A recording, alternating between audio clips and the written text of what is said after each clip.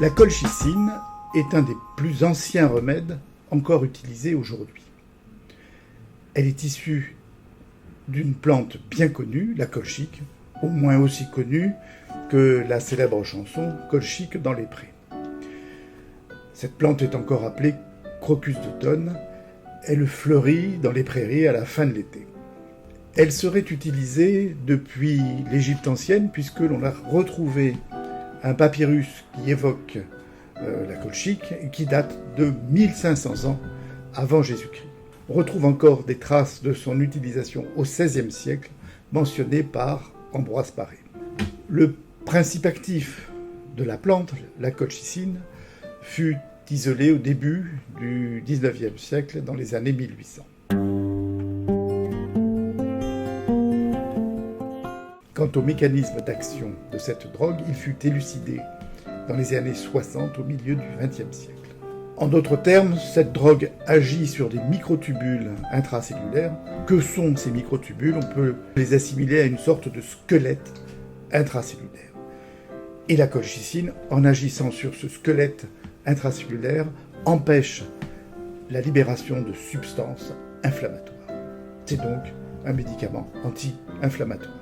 La colchicine est absorbée au niveau de l'intestin grêle. Elle est ensuite métabolisée, transformée par le foie, puis éliminée par le rein. Il convient donc de réduire les doses en cas de défaillance, bien sûr, de ces deux organes.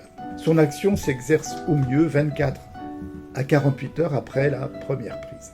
C'est donc une action anti-inflammatoire par diminution de la libération des substances inflammatoires, par la diminution de la production de radicaux libres.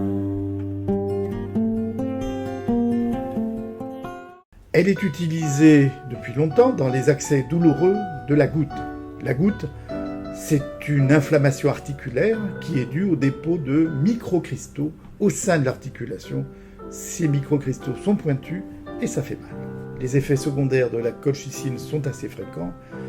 Il s'agit surtout de troubles digestifs dominés par la diarrhée.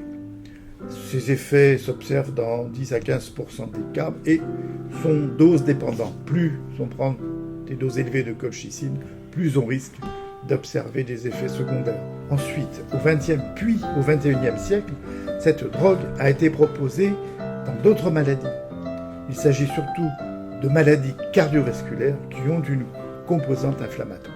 Ainsi, dans les années 80, on a utilisé la colchicine dans le traitement des péricardites. La péricardite est une inflammation du feuillet qui entoure le cœur, qui, lorsqu'il est enflammé, peut laisser exuder un liquide, va provoquer des douleurs thoraciques, des essoufflements ou des palpitations. L'origine des péricardites peut être infectieuse, d'origine bactérienne ou virale, mais aussi tumorale. On peut observer enfin les péricardites après une chirurgie cardiaque, une chirurgie thoracique. Eh bien, la colchicine fut ici utilisée donc avec succès.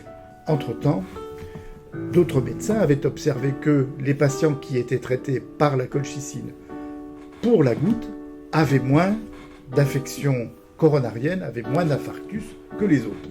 Effectivement, la colchicine pouvait avoir des effets dans ces maladies cardiovasculaires, pouvait avoir des effets dans les maladies des coronaires, qui toutes ont une composante inflammatoire.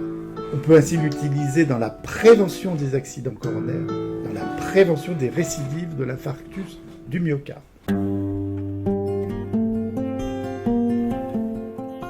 On ne peut, pour terminer, évoquer la colchicine sans évoquer la Covid-19.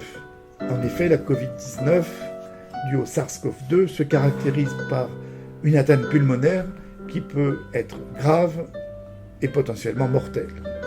Et que cette atteinte pulmonaire est accompagnée d'une inflammation majeure. On sait aujourd'hui que le meilleur traitement pour lutter contre cette inflammation réside dans l'utilisation à forte dose des corticoïdes. Les corticoïdes sont de puissants anti-inflammatoires. Il était donc légitime de s'interroger quant à l'efficacité de la colchicine, qui est un anti-inflammatoire et qui agit par d'autres voies que les corticoïdes. À ce jour, les essais, les interventions qui ont eu lieu ne montrent pas d'effet satisfaisant de la colchicine. Mais il est trop tôt pour répondre. Il y a d'autres atteintes au cours de la Covid-19 qu'on connaît moins bien, comme l'inflammation du cœur, l'inflammation du muscle cardiaque, que l'on appelle l'hémiocardies. Dans quelques interventions, la colchicine a montré une efficacité dans les myocardites. Mais il est pour l'instant encore trop tôt de recommander l'utilisation de la colchicine dans les manifestations inflammatoires majeures de la Covid-19. En conclusion, voici une drogue qui est plus que millénaire, mais qui a encore un avenir. Et cela va nous conduire à nous interroger sur l'intérêt des plantes, l'intérêt de la phytothérapie, voire des aromates.